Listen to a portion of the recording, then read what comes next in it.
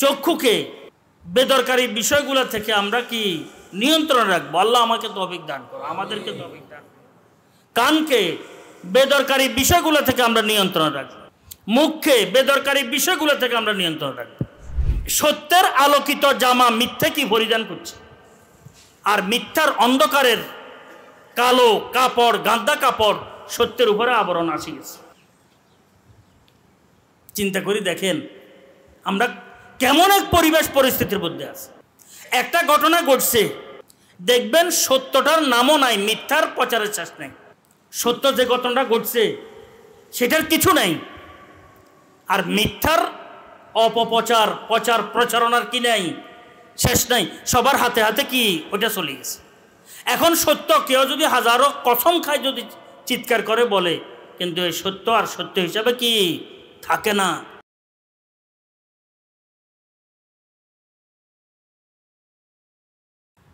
সুবহানাকা লা ইলমা লানা ইল্লা মা আল্লামতানা ইন্নাকা আনতাল আলিমুল হাকিম।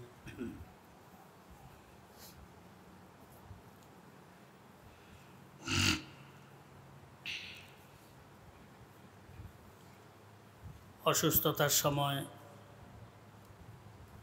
কোন ধরনের বিষয়গুলো আমরা মাথার মধ্যে রাখা দরকার? সাধারণত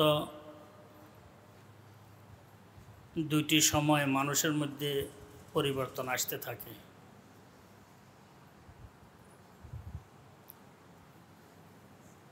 একটি সময় হচ্ছে খুশির সময়,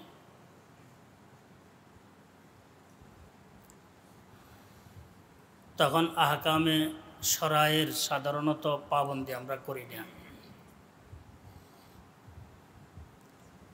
অতি আনন্দের কারণে আমাদের থেকে সীমা লঙ্ঘন হয়ে যায়।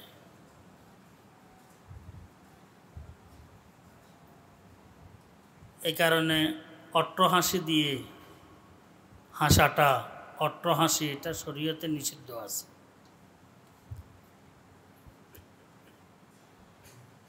সরওয়ারে কায়নাত সাল্লাল্লাহু আলাইহি ওয়াসাল্লাম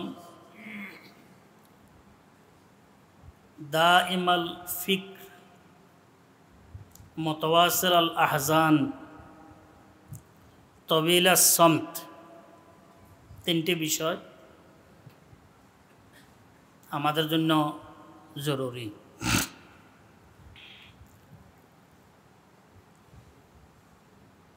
একটা হচ্ছে তবিলা সমত, বেশি বেশি চুপ থাকতেন, কথাবার্তা বেশি বলতেন না, জরুরত ছাড়া কোনো কথাই বলতেন না।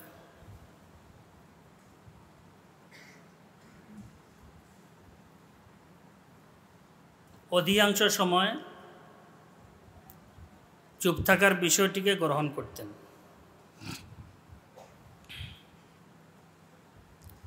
আসলে চুপ থাকলে বহু গুনাহ থেকে বাঁচা যায়, বহু গুনাহ থেকে। এখন তো দিনদারদের যে সাধারণত মাহৌল পরিবেশ, সেখানেও কোনো কবায়েরের শেষ নেই, বহু কবিরা গুনাহ হতে থাকে।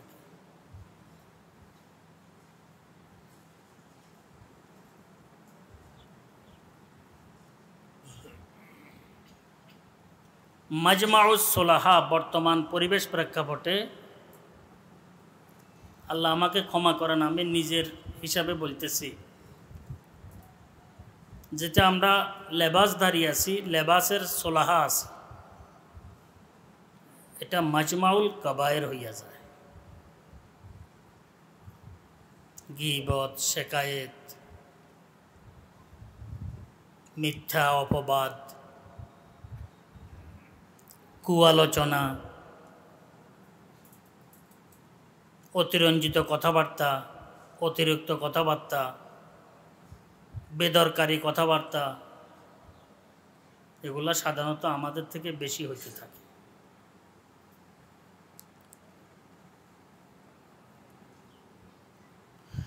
তো এই কারণে সরওয়ারে কায়নাত সাল্লাল্লাহু আলাইহি ওয়াসাল্লামের সিরতে মুবারকার বড় উজ্জ্বল একটি দীপ্ত, সেটা হচ্ছে তবিলা সন্ত, চুপ থাকতেন বেশি, প্রয়োজন হলে কথাবার্তা বলতেন, প্রয়োজন না হলে কথাবার্তা বলতেন না।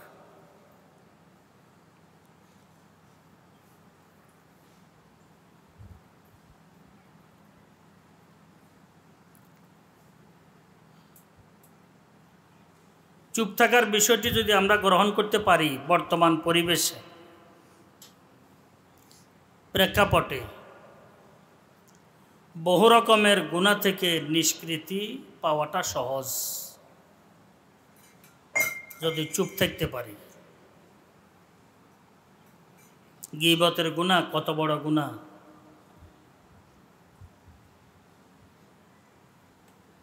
আসাধ্য মিনাজ জিনা বলা হয়েছে।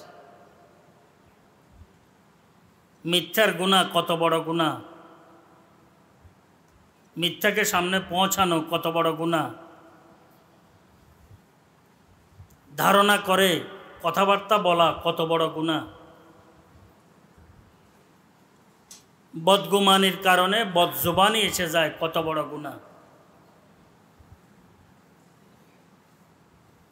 ফিকরে আখিরাত থাকলে এগুলা গ্রহণ করা সহজ।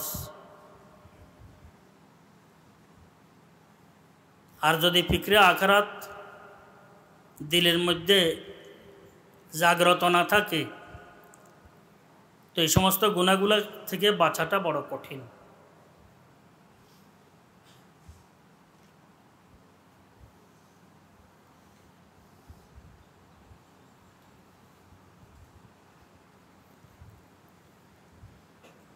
আরেকটি বড় বিষয় হচ্ছে আমরা আমাদের যে পরিবেশ, এই পরিবেশের মধ্যে যাদেরকে নিয়ে আমরা সমালোচনা করি,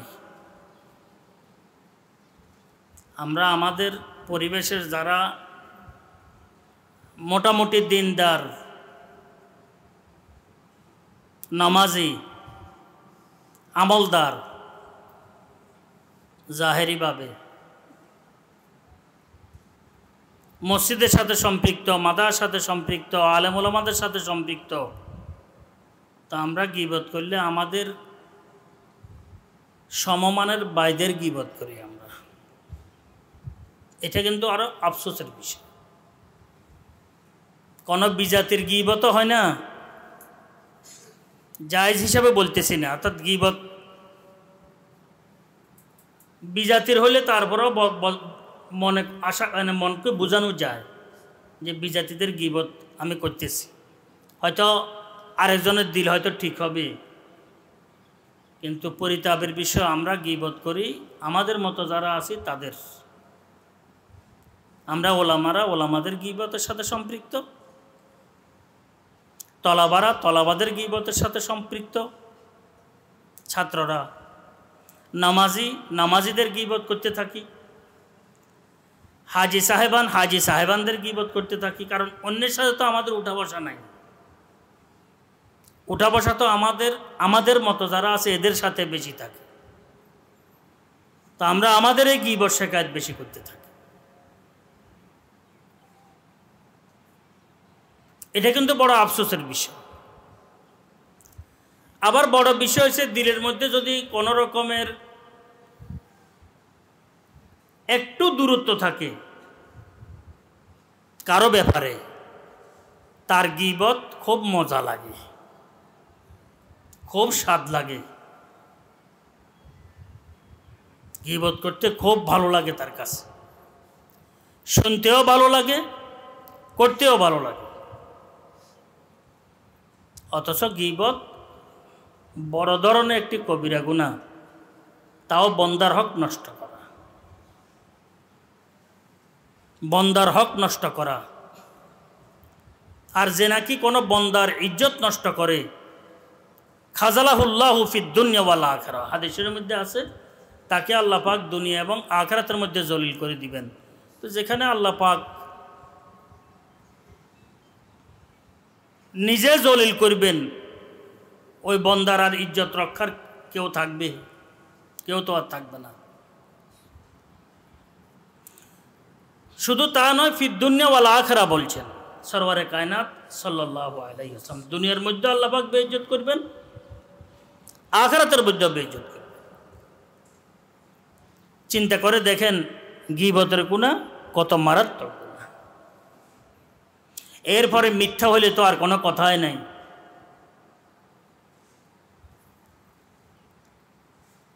মিথ্যা হইলে তো আর কোনো কথা নাই। আর আমাদের মন মানসিকতা এত বেশি পচা এবং গান্দা, এগুলাই আমাদের কি সবসময় ফিকির আফকার থাকে।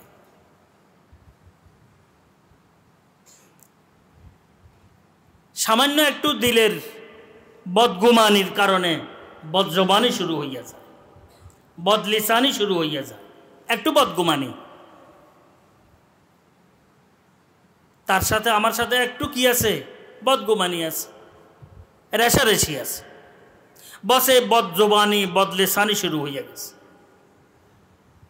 বদজবানি বদলেসানির দ্বারায় দূরত্ব দিন দিন বাড়তেছে। তখন ওই ব্যক্তির যত নেক কাজগুলো আছে, গুণগুলো আছে, এ আর অন্ধ, এ অন্ধ ওগুলা আর দেখে না। এটা কিন্তু আরেক শাস্তি, আযাব, আরেক আযাব।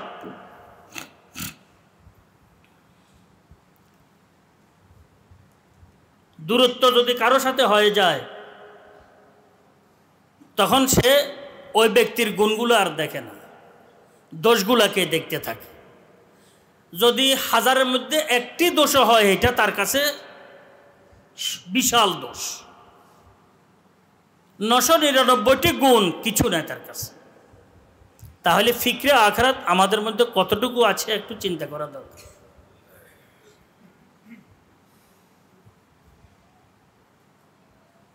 মিথ্যাকে মিথ্যা, অপবাদকে অপবাদ,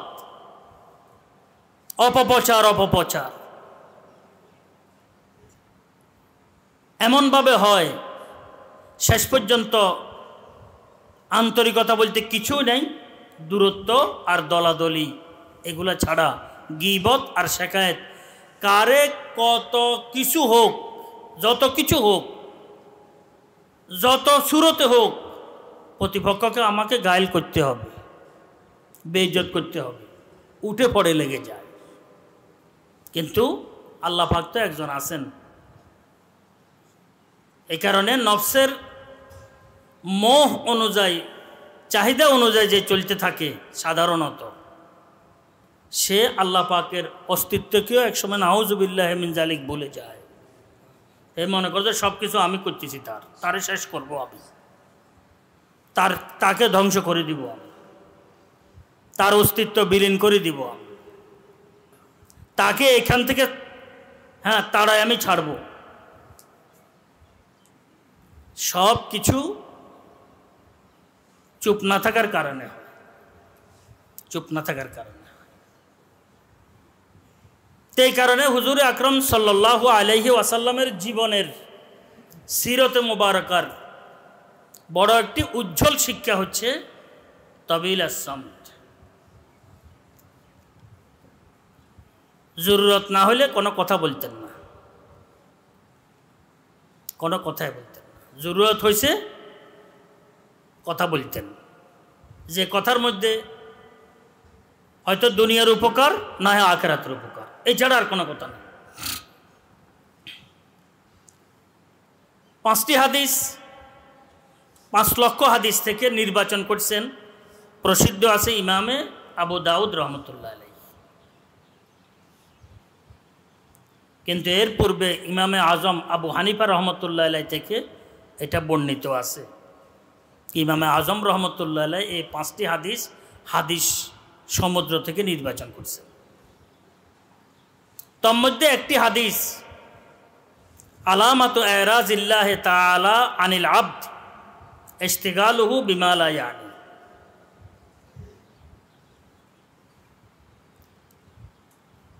আল্লাহ পাক বান্দা থেকে মুখ ফিরানোর আলামত, লক্ষণ হচ্ছে বন্দা অযথা কথাবার্তা কাজকর্মের সাথে সম্পৃক্ত হইয়া যায়। বেদরকারি বিষয়গুলোর সাথে বন্দার সম্পৃক্ততা, তার ঈমান গাঢ় নয়, গভীর নয়, আখিরাতের বিশ্বাস তার গাঢ় নয়, গভীর নয়, হিসাব নিকাশের বিষয়টি গাঢ় নয়, গভীর নয়। যদি হিসাব নিকাশের বিষয়টি তার সঠিকভাবে তার যদি এটা মজবুত হতো, তো ফজলিয়াতের সাথে বেদরকারি বিষয়গুলোর সাথে সে কখনো সম্পৃক্ত হতো না। এই হাদিসের মধ্যে তো আছে ইশতিগালুহু বিমা লা ইয়ানি, অযথা বেদরকারি বিষয়গুলোর সাথে তার সম্পৃক্ততা। এখন গুনার সাথে যদি তার সম্পৃক্ততা হয়ে যায় তাহলে কি হবে? গুনাহ তাও কবিরা গুনাহ, কবিরা গুনাহ তা বন্দার হক নষ্ট করা, বন্দার হক নষ্ট করা। এই কারণে আমি আপনাদের খেদমতে অনুরোধ করতেছিলাম, দোয়া করা দরকার, এটাও আমাদের একটু হিসাব নিকাশের মধ্যে রাখা দরকার, যে আমরা যেন চুপ থাকতে পারি, চুপ থাকার যেন অভ্যাস আমাদের মধ্যে এসে যায়। অযথা কথাবার্তা যেন আমরা না বলি, কেউ বললে যেন আমরা কানকে ওদিকে না রাখি, ভিতরে না ঢুকাই কানের, তখন আল্লাহর জিকিরের তৌফিক হয়ে যাবে, আল্লাহ পাকের জিকিরের তৌফিক হবে, ভালো কথাবার্তাগুলো শোনার তৌফিক হবে।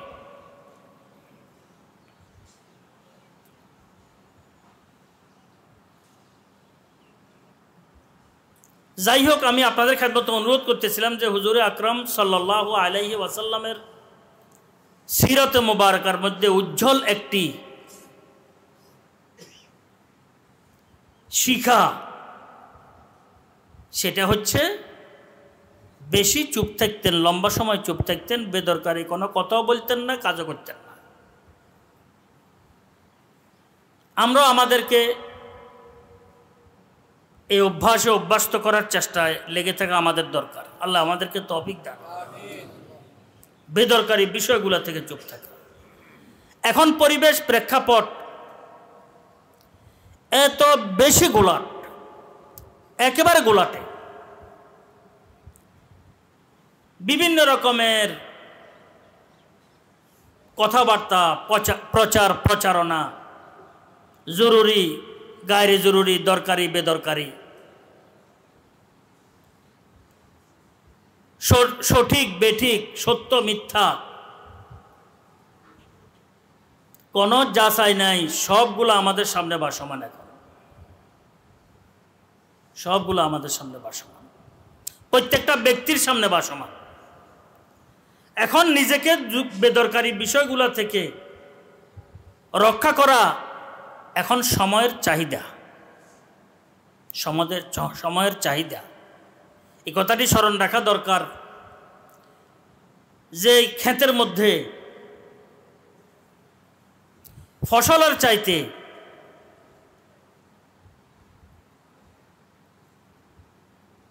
অন্য ঘাস ইত্যাদি গজাইতে থাকে, ফসল কম, ইয়া কি আগাছা বেশি, ওই ক্ষেত থেকে গৃহস্থ কখনো উপকৃত হইতে পারবে না। এখন আমার জীবনের জরুরি ফসল কি এটা নির্ধারণ করা দরকার। আগাছা কোনো বাড়তেছে কিনা, নামাজ কি করবে, তেলাওয়াত কি করবে, আমাদের ইবাদত কি করবে, আমাদের মুসলমান হিসাবে নাম কি উপকারে আসবে, আমাদের কামও তো কিছু নাই, যেগুলো আছে এগুলোই কি উপকারে আসবে।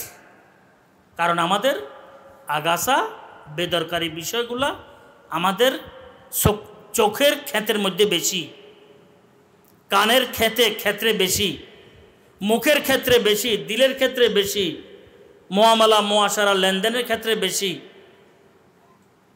হইতে হইতে ইমানিয়াত আকীদার ক্ষেত্রেও কি এই ধরনের বেশি। তাহলে যেখানে আগাছা বেড়ে যায় ওই ক্ষেত থেকে কি আসলে কোনো মালিক, কোনো চাষি আদৌ কি উপকৃত হইতে পারবে? উপকৃত হইতে পারবে? এই কারণে আমাদের আকাবের, আমাদের আসলাফদের মেজাজ, মানহাজ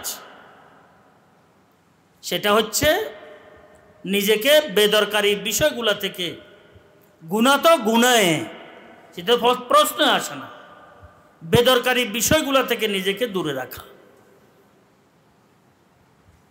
এটা হচ্ছে চোখের ক্ষেত্রে হোক, কানের ক্ষেত্রে হোক, মুখের ক্ষেত্রে হোক, হাতের ক্ষেত্রে হোক, পায়ের ক্ষেত্রে হোক, লেনদেনের ক্ষেত্রে হোক, মুআশারা মুআমালার ক্ষেত্রে হোক, ব্যক্তিগত জীবনে হোক, দাম্পত্য জীবনে হোক, প্রাতিষ্ঠানিক জীবনে হোক, সামাজিক অঙ্গনে হোক, রাষ্ট্রীয় পর্যায়ে হোক, আন্তর্জাতিক বিষয়গুলো নিয়ে হোক, সবচাইতে বড় বিষয় হচ্ছে বেদরকারি বিষয়গুলো থেকে নিজেকে কি দূরে রাখা।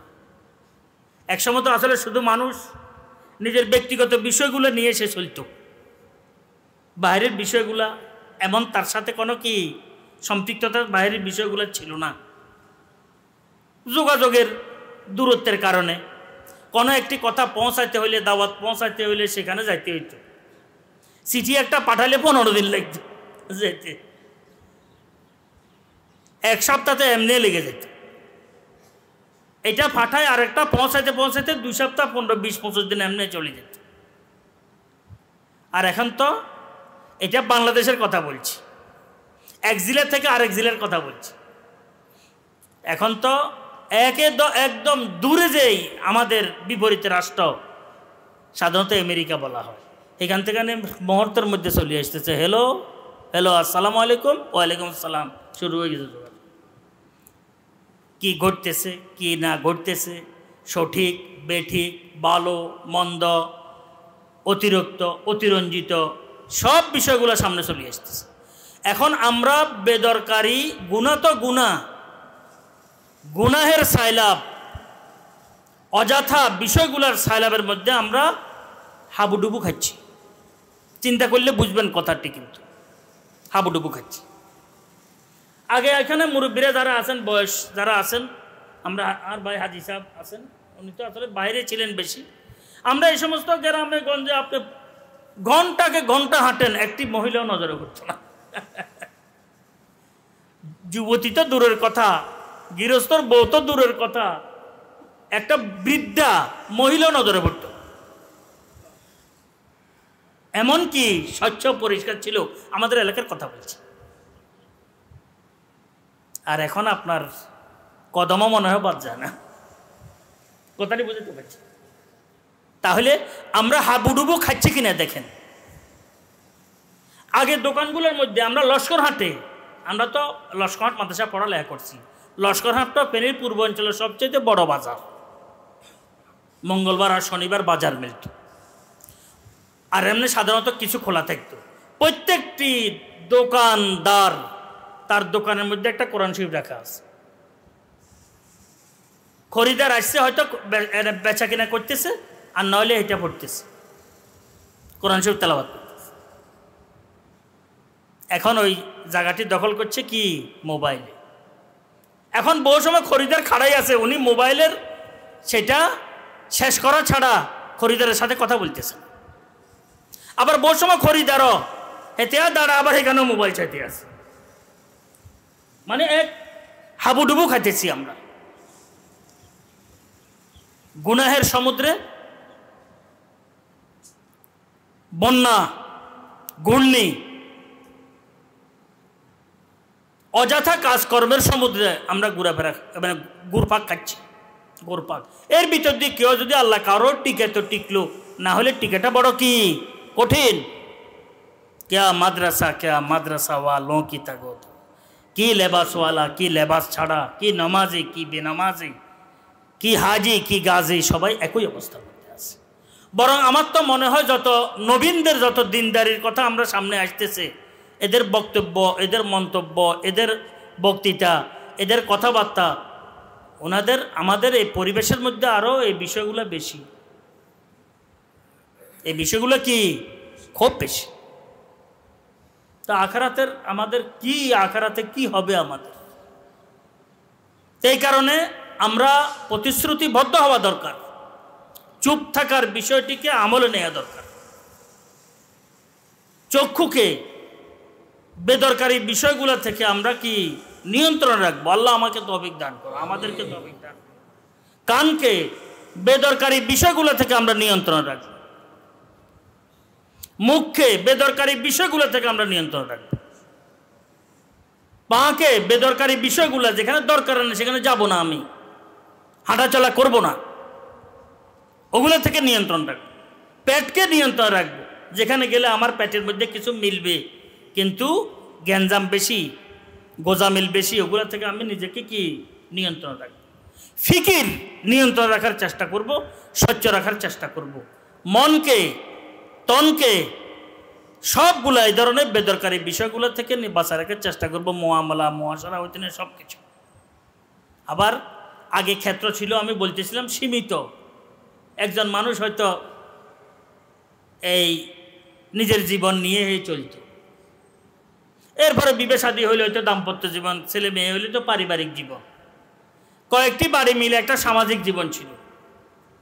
আশেপাশের ওই বাড়ির, এই বাড়ির, ওই গ্রামের, এই গ্রামের, ওই জেলার, এই জেলার, এই দেশের, ওই দেশের, কাছের নিকটের কোনো রকমের তো খোঁজখবরের বিষয় ছিল না।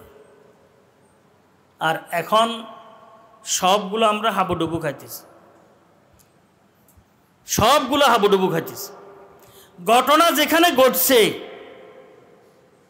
ঘটনা এখনো ঘটে শেষ হয় নাই, কিন্তু বাংলাদেশে চলে আসছে। কিছুদিন আমি অনুষ্ঠানে গেছি, হাসার কথা আর কি, জানতো এগুলো বড় হাসির বিষয়। মানুষ এত হালকা হলে নিজের মানবতার বিষয়টি, মনুষ্যতার বিষয়টি রক্ষা করতে পারবো না আমরা যদি এভাবে বেচতে যাই, এভাবে যদি নিজেকে বিলীন করে দিই। আমরা এক বৈঠকের মধ্যে বসছি, তো বৈঠকের মধ্যে কিছু কথাবার্তা হইতেছে, পরে 30, 40, 50, 60 জন মানুষ আমরা বসছি, এরকমই হবে, আরো বেশ কম। সেখানে কি একটা কথা হয়েছে, হয়তো কে একটু আলোচনা করছে, হয়তো কার গায়ে একটু লাগছে, এটার সাথে সাথে সে এখানে মোবাইল তো খোলা, আর যেখানে যায় সেটা খালি ফটো করতে আসে,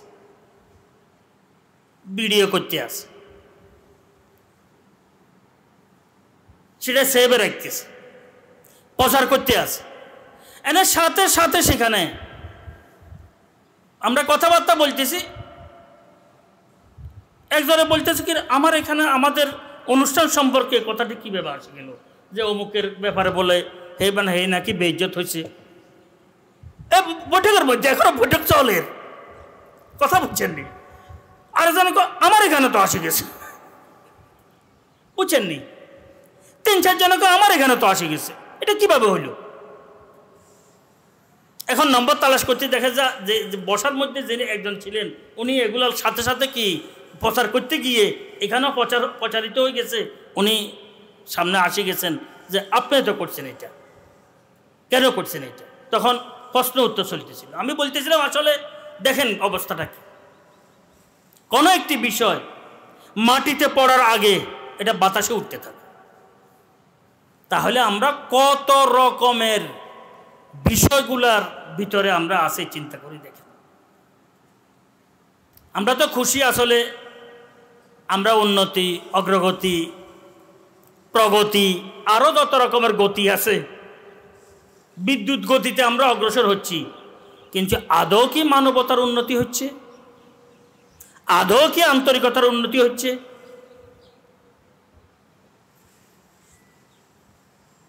আদৌ কি ইনসাফ, আদল কি কায়েম হচ্ছে? আদৌ কি সত্য এবং মিথ্যার কি ফরাক আমাদের সামনে আসতেছে? এমন এক সময় আসে গেছে, সত্যকে মিথ্যা থেকে নির্ণয় করা, মিথ্যাকে সত্য থেকে বের করা, এটা বর্তমানে বড় কঠিন। যেখানে এটা চলবে না সেখানে আদল ইনসাফ কিভাবে থাকবে? বুঝেন না কথাটা? সত্য মিথ্যা এমনভাবে সম্মিশ্রিত হইয়া গেছে, সত্যের আলোকিত জামা মিথ্যা কি পরিধান করছে, আর মিথ্যার অন্ধকারের কালো কাপড়, গান্দা কাপড় সত্যের উপরে আবরণ আসি গেছে। চিন্তা করি দেখেন আমরা কেমন এক পরিবেশ পরিস্থিতির মধ্যে আছি। একটা ঘটনা ঘটছে, দেখবেন সত্যটার নামও নাই, মিথ্যার প্রচারের শেষ নেই। সত্য যে ঘটনাটা ঘটছে সেটার কিছু নাই, আর মিথ্যার অপপ্রচার প্রচার প্রচারণার কি নাই, শেষ নাই। সবার হাতে হাতে কি ওটা চলে গেছে। এখন সত্য কেউ যদি হাজারো কসম খায়, যদি চিৎকার করে বলে, কিন্তু এই সত্য আর সত্য হিসাবে কি থাকে না। যেখানে আপনার সত্য আর মিথ্যার এমন সংমিশ্রণ হয়ে গেছে, মিথ্যায় আলোকিত বিষয়গুলোকে গ্রহণ করে ফেলছে, সত্য নিচে পড়ে গেছে, তাহলে সেখানে আর কি আদল থাকবে, কি ইনসাফ থাকবে, কি মানবতা থাকবে? সেখানে আর কি থাকবে? কিছুই থাকবে না। তো আমি আসলে আলোচনা করতেছি, আসলে আমরা নিজেদের খোঁজখবর নেওয়া দরকার যে আমাদের কতটুকু আমাদের মধ্যে আখিরাতের বিশ্বাস কাজ করতেছে, কতটুকু আমাদের মধ্যে হিসাব নিকাশের বিশ্বাস কাজ করতেছে, এটা একটু চিন্তা করা দরকার। ইকবাল সুন্দর বলছেন, শোর হায় हो गए दुनिया से मुसलमान नाबूद, हम ये कहते हैं कि दुनिया में की कोई मुस्लिम है मौजूद। পুরা দুনিয়ার মধ্যে শোরগোল শুরু হয়ে গেছে, কে মুসলমান শেষ হয়ে যেতেছে, নিস্তে নাবুদ হয়ে যেতেছে। ইকবাল বলতেছেন, আমি এটা বলতেছি আসলে বাস্তবে মুসলমান কি আছে? কৃষ্টি কালচার, স্বভাব চরিত্র, আশয় বিষয়, ব্যক্তিগত জীবন হইতে নিয়ে আন্তর্জাতিক পর্যন্ত সব বিষয়গুলো তালাশ করলে দেখা যায় যে আমরা আসলে মুসলমানের উপরে কতটুকু আছি।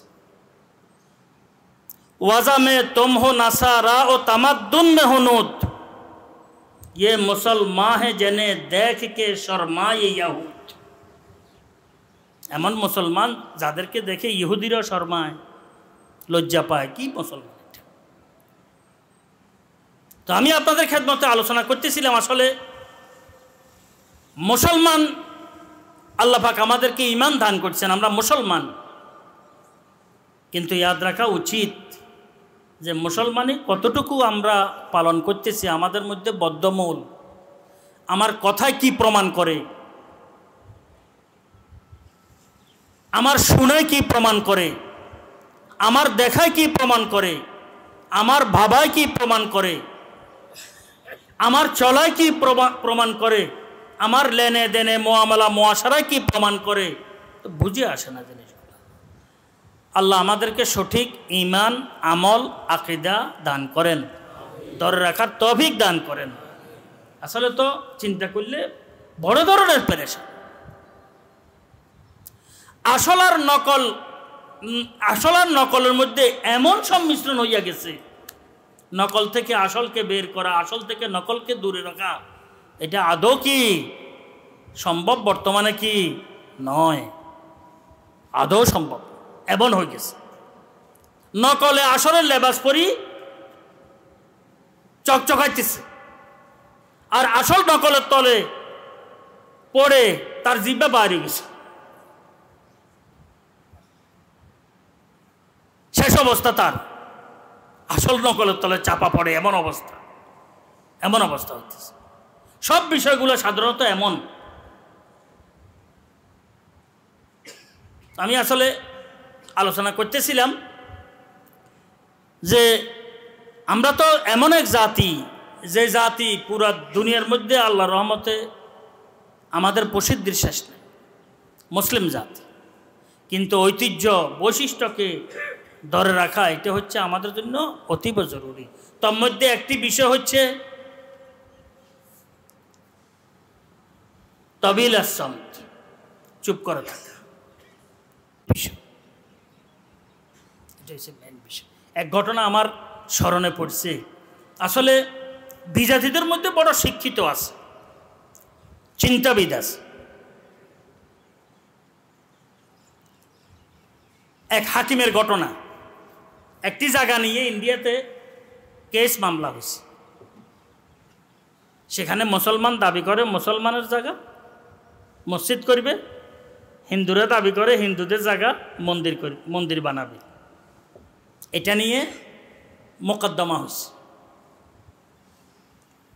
মোকদ্দমার মধ্যে বাদী বিবাদী উভয় জনকে আনা হয়েছে, লম্বা কথাবার্তা হয়েছে, একবার নয় একাধিকবার। পূর্বের হাকিমগণ যিনারা ছিলেন ওনারা আসলে সঠিক বিষয়গুলো নির্ণয় করার চেষ্টা করতেন। এরা আল্লাহ পাক মেধা দান করছেন এদেরকে এত বেশি, এরা যে কোনো ধর্মের বর্ণের হোক কিন্তু সঠিক বিষয়টি যেন কি নির্ণয় করে। আর এটা ছিল সবচেয়ে মুসলমানদের মধ্যে বেশি সঠিক বিষয় নির্ণয় করা। হযরত রহমতুল্লাহ আলাইহি বহুত ঘটনা বয়ান করতেন যে মুসলমান কাজী যারা, হাকিম যারা, এদের কি মেধা ছিল, এদের অভিজ্ঞতা কত বেশি ছিল। হযরত রহমতুল্লাহ আলাইহি মাঝে মধ্যে এগুলো বয়ান করতেন। বিজাতিরা যারা ছিল তারও কি মনসিব ছিল, ইনসাফ কর্ণওয়ালা ছিল, কোন ধর্মের বর্ণের টান ইত্যাদি এদের মধ্যে ছিল না। এখন জায়গা নিয়ে হাকিম সাহেব বাদী বিবাদী কথাবার্তা শুনে কোন নির্ণয় করতে পারতেছিলেন নাকি সঠিক বিষয়টি কার। আর এখন তো এটা অহরহ অহরহ সঠিক বিষয়টি আমি জানি যে আমি মিথ্যার উপরে আছি, তারপরে আমি এটা ভোগ করতেছি। আমি জানি যে আসলে আমি অন্যের হক ভোগ করার চেষ্টা করতেছি, তারপরে এটা আমি গ্রহণ করতেছি। কিন্তু কোন রকমের চিন্তা চেতনা ভাবনা কিছু নেই। অভাবে নয়, স্বভাবের কারণে। এটা আমাদের স্বভাব। শেষ পর্যন্ত হাকিম সাহেব চিন্তা করলেন যে অত্র এলাকার মধ্যে সবচাইতে বড় বয়স্ক কে আছে, তারে ডাক। উনি তো বলতে পারবেন যে এই জায়গাটি কার ছিল, বয়স্ক লোক। দেখলেন যে একজন বয়স্ক মুসলমান, উনি আলেমও ছিলেন বটে, কিছু আলেম ছিল। উনাকে হাকিম সাহেব ডাকি বললেন যে আজকে আমরা চেষ্টা করতেছি বাদী বিবাদীর এই বিষয়গুলো শুনে এই প্লটটি কার ছিল, কি মুসলমানদের না হিন্দুদের। পরিত্যক্ত তো বহুদিন ছিল, কিন্তু মূলে কে ছিল এটার কি দখলদার, মালিক। আগে তো কাগজপত্র এমন কোনো ছিল না। এখন এরা বলে এদের, ওরা বলে এদের। এখন আপনি বলেন যদি আপনার জানা থাকে কার এটা। হিন্দু মুসলিম পুরা এজলাসে ভরা, কারণ ধর্ম এবং বর্ণ নিয়েই তো বড় বিষয়, কার ভাগে এটা আসে। হিন্দুরা চাইতেছে হিন্দুরা নিবে, মুসলমান চাইতেছে মুসলমানে নিবে। এজলাস ভরা মানুষ, পুরা। মুরব্বী দাঁড়ায় বলতেছেন আসলে এটা হিন্দুদের জায়গা, আমি দেখছি এটা হিন্দুদের মালিকানা দিনে ছিল। হাকিমে দিছে লেখি এটা জায়গা হিন্দুদের। হাকিমে তখন একটি কথা বলছেন, মুসলমান হার গয়ে ইসলাম জিত গিয়া। মুসলমান হারি গেছে কিন্তু ইসলাম কি জিতে গেছে। দেখেন সত্য ঘটনার কারণে পুরা ওই এলাকার সবাই পরবর্তীতে মুসলমান হয়েছে, সেখানে মসজিদ হয়েছে। আমরা সত্য তো সব পরিহার করে দিচ্ছি। আমরা হলে কি করতাম, যে কোনো সুরতে জায়গা এটা মুসলমানের লইতে, জায়েজ হোক না জায়েজ হোক, হালাল হোক হারাম হোক, কথা পর্যন্ত আমরা এটা আমাদের মুসলমানদের কি ইজ্জত। আর বেড়া শরীয়তের বিপরীতে ইজ্জত কিসের, মাসালা মাসাইলের বিপরীতে ইজ্জত কিসের, মাসালা মতো চলাটাই তো হচ্ছে ইজ্জত। তা আমি বলতেছেন দেখেন হাকিম সাহেবের বাসা দেখেন, मुसलमान हार गए, इस्लाम जीत गया। मुसलमान हारी गेছে কিন্তু ইসলাম কি জিতে গেছে।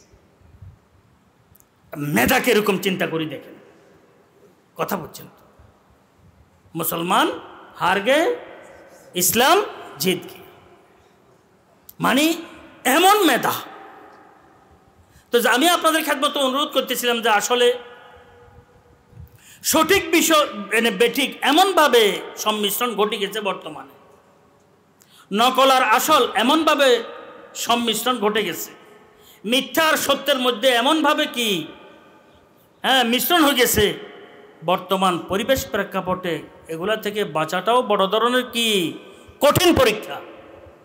এই কারণে আমি আপনাদের খেদমতে অনুরোধ করতেছিলাম যে হুজুরে আকরম সাল্লাল্লাহু আলাইহি ওয়াসাল্লামের সিরতে মুবারাকার উজ্জ্বল যে দিকটি আছে তার মধ্যে একটি হচ্ছে তবিলা সমত, চুপ থাকাটাই আমরা কি করি, গ্রহণ করি। হযরত রহমতুল্লাহ আলাইহিকে দেখছি একদম চুপচাপ বসে থাকতেন, দরকার হয়েছেন কথা বলছেন, দরকার হয় নাই কথা বলেন। কার বাপের ক্ষমতা হযরতের সামনে গীবত করবে, আরেক আলেমের বদনামি করবে, কার বাপের ক্ষমতা। চেহারা সুরত তো মানে আজীব এক রোবের ছিল হযরত রহমতুল্লাহ আলাইহি। কারো ক্ষমতা নাই সেখানে যায় যে অন্য কারো কথা সেখানে কানে দিবে, অসম্ভব। আল্লাহ আমাদেরকে তৌফিক দান করো, বাঁচান। আরেক সময় যদি আল্লাহ তৌফিক দান করেন কথা আসে আমাদের আকাবেরদের এই তরিকায় কি কি ওনাদের আমল ছিল, কোনো সময় হয়তো আল্লাহ পাক তৌফিক দিলে আমি আলোচনা করব নি। আল্লাহ পাক যে কথাবার্তাগুলো হইতেছে আমল করার তৌফিক দান করেন। আমি বলতেছিলাম অতি আনন্দিত হইলে, আনন্দে থাকলে মানুষ শরীয়তের আহকামগুলার কি করে না, গুরুত্ব দেয় না। আনন্দের কারণে মানুষ কি উল্টা দিকে ছুটে যায়, মানুষ দড়ি ছিঁড়া হয়ে যায় আনন্দের কারণে। এই কারণে বলছিলাম অট্টহাসি শরীয়তে নিষিদ্ধ, শরীয়তে কি নিষিদ্ধ। এক জায়গাতে সরওয়ারে কায়নাত সাল্লাল্লাহু আলাইহি ওয়াসাল্লাম যাচ্ছিলেন, সাহাবায়ে কেরাম হাসতেছিলেন একটু আওয়াজ দিয়ে। হুজুরে আকরাম সাল্লাল্লাহু আলাইহি ওয়াসাল্লাম ইরশাদ করছেন, আকসিরু যিকরা হাযিমিল লাযাতিল মাউত। সমস্ত আনন্দকে দুলিশাত করে যে বিষয় সেটাকে স্মরণ করা, সেটা হচ্ছে মৃত্যু।